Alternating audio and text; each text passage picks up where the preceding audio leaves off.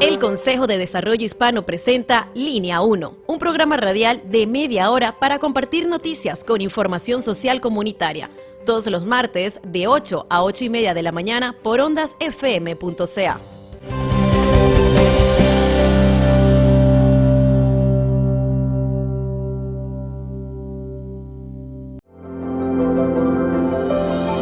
Ciro Vacunas, el centro de información, referencia y orientación para responder todas sus inquietudes respecto a la vacunación.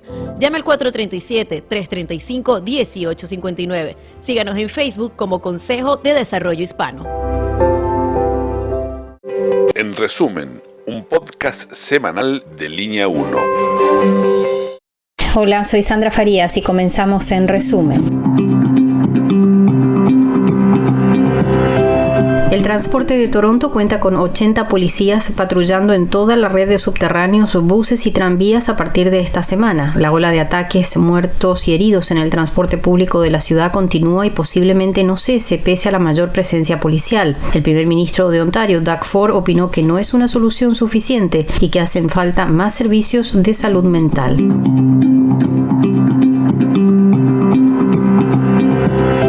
La ciudad de Toronto abrió un cuarto centro de calentamiento justo antes de la ola de frío de esta semana. El centro comunitario Cecil, cerca de College Street y Espadina, ofrece espacio para que 30 personas sin hogar puedan quedarse a pernoctar. Varios concejales pidieron que se declare una crisis basada en el fracaso sistémico de los 3 niveles de gobierno para proporcionar espacios adecuados durante las 24 horas del día a las personas indigentes. Para estos días de alerta de frío se indica que habrá una temperatura mínima de menos 11 grados centígrados que podría sentirse como cerca de menos 20 grados centígrados con la sensación térmica.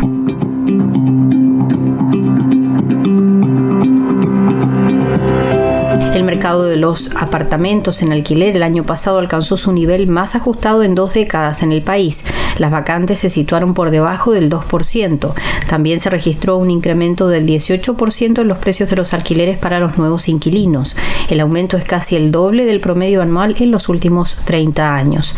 En los apartamentos en los que se produjo un cambio de inquilinos, el alquiler subió casi un 19%, mientras que en los que no hubo cambio de inquilino, los alquileres solo treparon un 3% en promedio. Hay un aumento de las llamadas renoevicciones, en las que los propietarios anuncian supuestas renovaciones en un apartamento con el objetivo de echar a la calle a los inquilinos para poder cobrar alquileres más altos.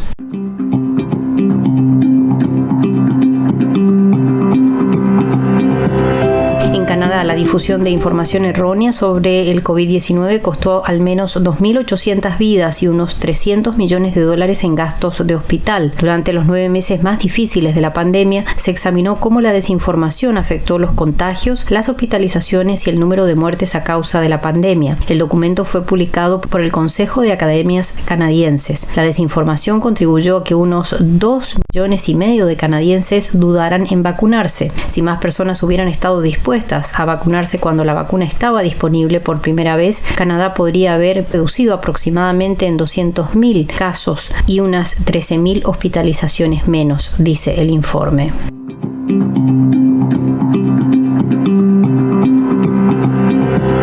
El coronavirus sigue siendo una emergencia de salud global, dijo el jefe de la Organización Mundial de la Salud.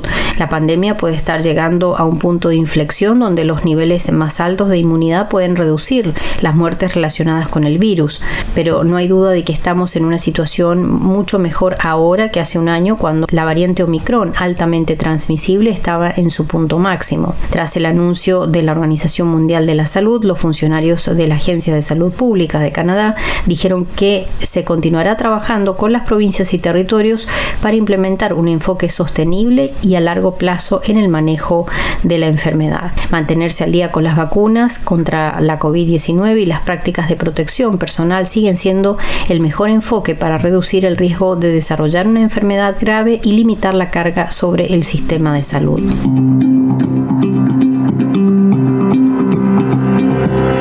La Oficina Oficina de Salud Pública del país ha lanzado una investigación de los posibles efectos de un medicamento comúnmente usado para la lactancia materna en el país. Algunos científicos cuestionan la seguridad de los síntomas psicológicos de abstinencia tras el uso de domperidona. El medicamento inhibe la dopamina y aumenta la prolactina, que estimula la producción de la leche materna. Por ello, es recetado por las clínicas de lactancia.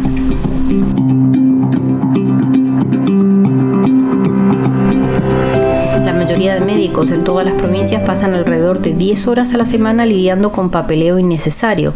Un informe de la Federación Canadiense de Empresas Independientes muestra que los profesionales médicos canadienses dedican 18 millones de horas al año en tareas administrativas innecesarias. Esto es el equivalente a 55 millones de visitas de pacientes. La escasez crónica de profesionales de la salud, el envejecimiento de la población y las limitaciones de capacidad han ejercido presión sobre el sistema. La mitad de los canadienses no puede ver a un médico de familia en una semana o no puede encontrar un médico en absoluto. El informe recomienda reducir la carga administrativa de los médicos en un 10%, el equivalente a unas 150.000 visitas de pacientes al año.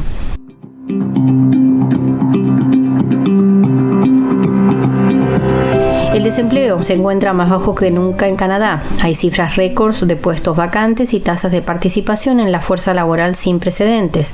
Las cifras más recientes de estadísticas muestran 370.000 puestos de trabajo vacantes en Ontario durante el tercer trimestre del año pasado. El 60% de las vacantes no requerían más que educación secundaria, pagando en promedio menos de $20 por hora. Casi 200.000 puestos de trabajo requerían menos de un año de experiencia y más de un tercio de las vacantes laborales fueron en las áreas de ventas y servicios. La principal solución del gobierno federal es traer más trabajadores desde fuera del país. Las aprobaciones para ocupar puestos de trabajo en Ontario con trabajadores extranjeros temporales se han duplicado con creces en el periodo que fue de julio a septiembre del año pasado. En las ocupaciones de ventas y servicios en Ontario se triplicó el número de aprobaciones para contratar trabajadores extranjeros temporales.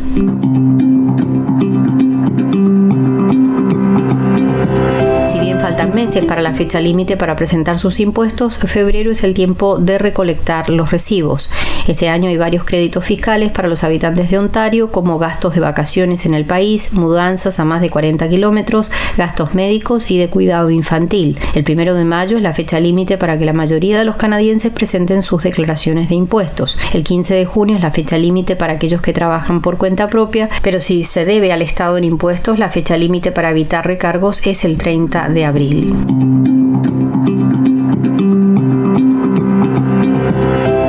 Profesionales de enfermería de Ontario están negociando un nuevo contrato salarial con el gobierno. Por los últimos 3 años, los salarios han estado prácticamente congelados para este sector de la salud. El personal comenzará una campaña de concientización para reclamar mejores salarios en todos los hospitales de la provincia y no se descartan medidas de fuerza de no avanzar las negociaciones. Las enfermeras de hospitales actualmente ganan $34.24 la hora como salario inicial. Este sector de salud también saldrá a las calles a demandar mejoras a partir del 2 de marzo.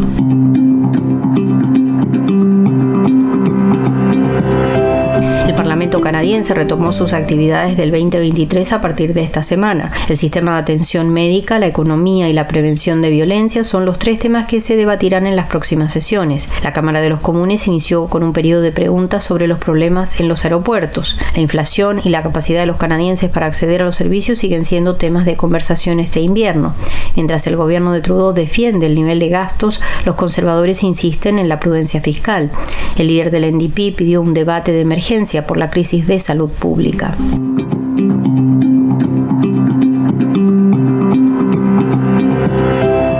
Carta dirigida al primer ministro Justin Trudeau, un grupo de académicos de universidades canadienses instaron al gobierno a denunciar la violenta represión de manifestantes en Perú por parte del gobierno de Dina Boluarte. La carta reunió a 195 personalidades del mundo académico de Montreal, Toronto y Vancouver. El colectivo Solidaridad Quebec Perú organizó una marcha frente al consulado de Perú en Montreal. También en Toronto, el colectivo Cuscaya Abyayala organizó ya 2 eventos en la explanada municipal en defensa de los derechos humanos en Perú, donde en menos de un mes se han producido más de 50 víctimas.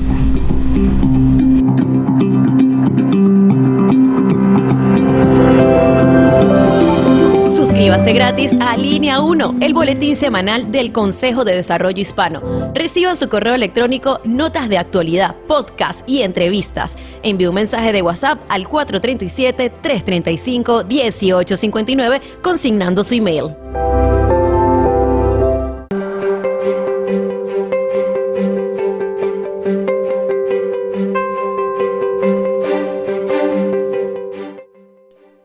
Hola, bienvenidos al podcast de Línea 1 del Consejo de Desarrollo Hispano. Vamos a siempre acompañarle con información social comunitaria importante que creemos que nos ayuda a todos a pasar los momentos difíciles, los desafíos que se enfrentan a nivel familiar, a nivel personal, a nivel laboral.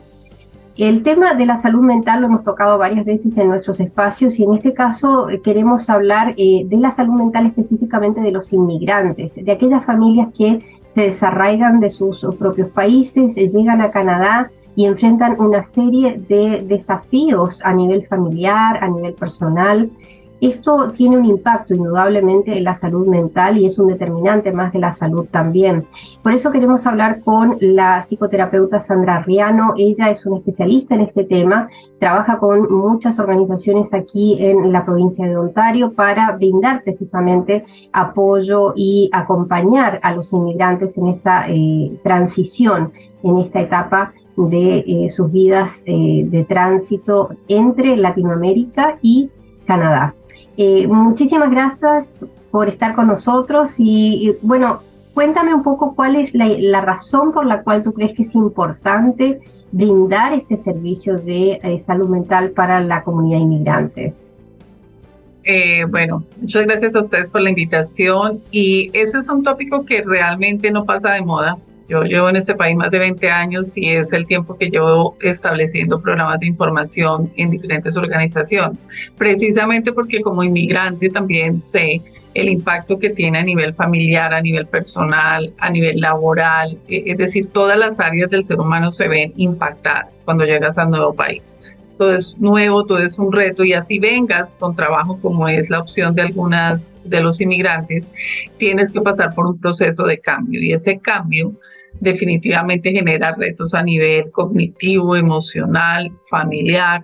Entonces, si tenemos herramientas para manejar esa etapa de adaptación, pues va a ser muchísimo más exitoso el proceso de migración. ¿Y cuáles serían esos conflictos y esas situaciones generalmente que se presentan como desafíos? Porque no necesariamente hablamos de que son personas que tienen alguna precondición o alguna, por ejemplo, situación de ansiedad, depresión, de síndrome bipolar. No tiene que ser un diagnóstico en salud mental para poder, ¿verdad?, experimentar estas sensaciones, ¿verdad?, de dificultad en la transición a la vida en Canadá. ¿Cuáles son esas situaciones? Lo podemos reseñar como un cambio en la zona de confort, de comodidad, ¿cierto? Entonces, cuando todo lo que viene se presenta como nuevo idioma, hay que conocer nuevas personas, hay que enfrentarse a los cambios del clima, hay que enfrentarse también al cambio cultural, al cambio de alimentación, al cambio de roles, porque por ejemplo para aquellas parejas que matrimonios, familias que vienen juntas, entonces a veces quien empieza primero a trabajar tal vez sea la mujer o tal vez sea uno el que no venía acostumbrado a dar tanto a nivel financiero. Hay diferentes cambios en la entrada del colegio a los chicos, crear esos nuevos círculos de amistad, de apoyo para los adultos igual. Todos los cambios en general generan un impacto. ¿Cómo los podemos acomodar a nuestro nuevo estilo de vida? Va a depender de las fortalezas que como persona tenemos. Yo lo veo en mi práctica personal que a veces uno de los dos, si es que estamos hablando de pareja, viene con mejores fortalezas o ha decidido emigrar, pero el otro no estaba tan convencido. Entonces viene ese conflicto de culpas, de enojo, de frustración, porque definitivamente las cosas no se dan como te las han mostrado fuera de Canadá, como te las vendieron, o cuando llegaste empezaste a experimentar algo de lo que te habían dicho, pero definitivamente no sabías qué tanto tenías que poner de ti. Es Entonces, muy cierto, es un gran absolutamente reto. cierto eso. Y recuerdo, voy a retrotraerme 20 años atrás cuando me tocó venir a vivir a Canadá con mi familia. Recuerdo la entrevista que pasamos en la embajada canadiense. Nosotros no conocíamos el país y hicimos la aplicación desde Argentina. Y la persona que nos entrevistó en la embajada le dijo a mi marido que no hablaba inglés. Yo hablaba un poco más de inglés que él. Y le dijo a él, si tú estás dispuesto a trabajar en oficios en donde toda tu trayectoria profesional no va a existir y vas a tener que aceptar que te den órdenes personas que tienen una educación mucho más inferior a la tuya o que están en un estrato social diferente en el que tú ya te encuentras acá en este país, vas a poder hacer la transición y sobrevivir en un trabajo canadiense. Eso le dio, Ese es un primer impacto, sí. Eso le dio a mi marido la oportunidad, bueno, de decir, estoy realmente preparado mentalmente, ¿no? ¿Cómo es mi salud mental en esto para afrontar este cambio, este choque, ¿no? Porque es realmente un shock lo que le ocurre a muchos inmigrantes cuando vienen acá, ¿no? Sí, y bueno, la idea de hacerlo particularmente en estas fechas es porque, pues, para nadie es un secreto que el clima se convierte en una de las primeras batallas a combatir, porque no solamente es el impacto que genera el frío, sino es el día oscuro, sino es la limitación de actividades que puedes hacer fuera, pero precisamente porque no tienes todo el conocimiento que puedes tener de recursos y de actividades que puedes hacer aún siendo días nublados o días de frío. Y esa es una realidad, por ejemplo, hablando particularmente del clima, que tenemos que tener muy clara cuando emigramos, porque realmente más de 6 meses estamos en estas condiciones, entonces es el primer reto a combatir. ¿Cómo hacer amable? Básicamente este taller lo que busca es mostrarte cómo poder tú integrarte a este nuevo espacio que has llamado casa, que es Canadá, y cómo poder hacer el empalme con tu experiencia, con tu conocimiento, con tu cultura, que no necesariamente significa que la cambies, sino que la integres a lo que la sociedad canadiense te está ofreciendo. Ese enfoque me gusta.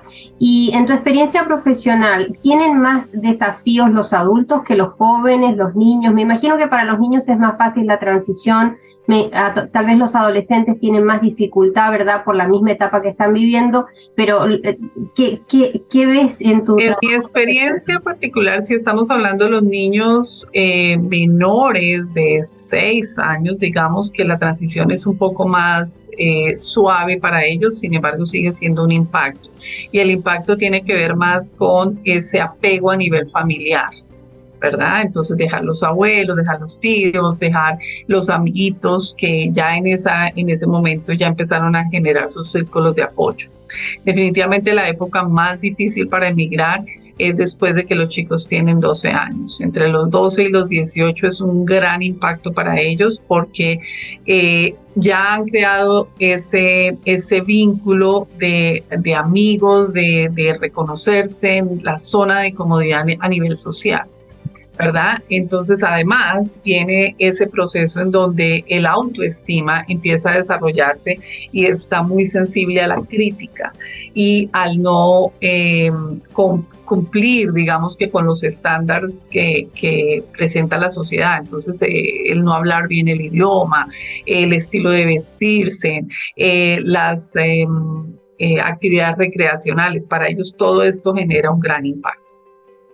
En los adultos también, ¿cierto? Para completarte la respuesta, pero digamos que de alguna manera fueron los que tomaron la decisión. Entonces ya vienen como con un paso adelante. Claro, y también a veces esto lo vemos en adultos mayores, ¿no? Que también personas que vienen a cuidar nietos o que ya porque no pueden vivir solos, ¿verdad? Sus hijos o su familia los traen a vivir acá a Canadá y también se enfrentan con una serie de retos, ¿no? Esto lo he visto, lo he vivido también a nivel personal, y la adaptación, ¿verdad?, de las reglas familiares, de cómo es la cultura acá, inclusive a veces hasta cosas mínimas, como por ejemplo saber cómo se distribuye la basura en la casa, ¿no? Que puede ser hasta un tema de conflicto, ¿no?, para una persona que nunca lo hizo antes, por ejemplo, ¿no? Todas estas cosas me parece que hay que hablarlas y que lo mejor, digamos, es admitir que significan un problema para la armonía familiar, ¿no? Tal cual. El grupo de edades que me acabas de mencionar, los adultos mayores, ese es una población con la que yo he trabajado durante varios años de manera, digamos que exclusiva y con talleres muy intensos porque es un gran impacto a todo nivel. No quiere decir que las otras edades no lo tengan, pero el punto aquí es que son los que más desatendidos están, si se quiere, ¿verdad? Entonces, porque de alguna manera los otros o las otras edades llegan a integrarse a una serie de actividades. Adultos mayores les estás diciendo, bueno, vas a depender de mí porque yo te llevo, porque yo voy a preguntar por ti en el supermercado, porque yo voy a ir contigo al médico. Entonces pasas de ser totalmente independientes, que era lo que vivían en nuestros países, porque obviamente es su zona de comodidad, a ser completamente dependientes de los hijos. O de los familiares con los que vivan. Entonces es una etapa muy compleja y aquí obviamente hay que manejar esa información no solamente para ellos, sino también para los que viven con ellos, de que venir después de cierta edad, que ya estás retirado o que has sido abuelo ya y ya estás en otra etapa, no necesariamente productiva a nivel financiero, no quiere decir de que seas dependiente, ¿verdad? Sino hay que empezar a pasar herramientas para que ellos, porque como ser humano necesita esa libertad de movilidad y de acción. Entonces, pasar a sentirse completamente dependientes los anula a nivel cognitivo y a nivel emocional. Y con respecto a la continuidad de este tipo de servicios, ¿no? ¿Cuál sería la mejor manera, tal vez pertenecer a un grupo también, hacer redes entre la comunidad inmigrante? ¿Cuáles serían las recomendaciones a futuro después de reconocer que uno tiene desafíos, ¿verdad? Porque tal vez existen barreras también para reconocer esto. Claro, digamos que la palabra, y aquí me voy a ir como un poco al texto que te venden desde fuera, que la palabra que identifica a Canadá es el networking, ¿verdad? Porque te lo dicen en todas las organizaciones, es el generar lazos de conexión, es porque tienes la necesidad de encontrar tus pares, de encontrar personas que estén pasando por tu proceso y que ya hayan pasado y ya estén del otro lado, porque esto es muy importante, tener esos mentores de establecimiento, generar esas conexiones con asociaciones, círculos de conversación, con todas las ayudas, grupos y demás que existen en la comunidad. En este momento tú emigraste como yo hace 20 años y te has dado cuenta la cantidad de cambios que se han dado de ayudas y recursos. Hace 20 años difícilmente encontrábamos personas que hablaran español y estaban muy sectorizadas. En este momento casi todos los centros comunitarios tienen personas que hablan español, recursos en español. Si nos vamos al otro lado, que es los restaurantes, las iglesias, en toda parte ya encuentras, digamos que ha crecido muchísimo nuestra comunidad, lo cual es muy positivo. Pero siempre la recomendación para las personas es no solamente te unas con los pares, sino con aquellos que ya han hecho la diferencia y que están ya ubicados. De hecho, yo dirijo una red de mujeres desde hace 10 años en networking. La fundé precisamente con ese objetivo, con el objetivo de crear esos lazos de conexión y de ayuda, de si ya lo logré yo como profesional, si ya llegué aquí, ¿cómo hago que otros de mi comunidad lo hagan? ¿Verdad? Entonces es generar ese efecto espejo, ¿cierto? De podemos ayudarnos entre nosotros, porque finalmente es lo que las otras comunidades varias lo han hecho durante muchos años y nosotros creo que lo venimos haciendo un trabajo importante desde hace unos 5 o 6 años, lo veo con muchísimo más impacto con diferentes organizaciones. Un ejemplo de esto es la organización de Hispanic Development, que lo viene haciendo también, promoviendo el que haya más conexión, crecimiento en la comunidad, de las personas que ya logran ubicarse a nivel laboral, cómo ayudamos a que otros también se ubiquen, cómo ayudamos a las mamás que no están interesadas o no necesitan en este periodo, no es que no necesiten, pero no pueden ir a trabajar en este momento, entonces cómo las conectamos con otras mamás, con recursos, en fin, definitivamente nos tenemos que ayudar entre nosotros mismos, y pues obviamente en el mismo lenguaje pues se hace mucho más sencillo. Ha sido realmente excelente poder conversar este tema contigo, Sandra Arriano, psicoterapeuta, ha estado con nosotros en el podcast de Línea 1. Muchísimas gracias, Sandra, que tengas una linda semana y sigan en sintonía del podcast de Línea 1. Muchas gracias a ustedes por la invitación. Nos volveremos a encontrar en Línea 1 el próximo martes. Gracias por permitirnos acompañarles en la radio. Para enviar su sugerencia a Línea 1, escríbanos por WhatsApp al 437-335-1859.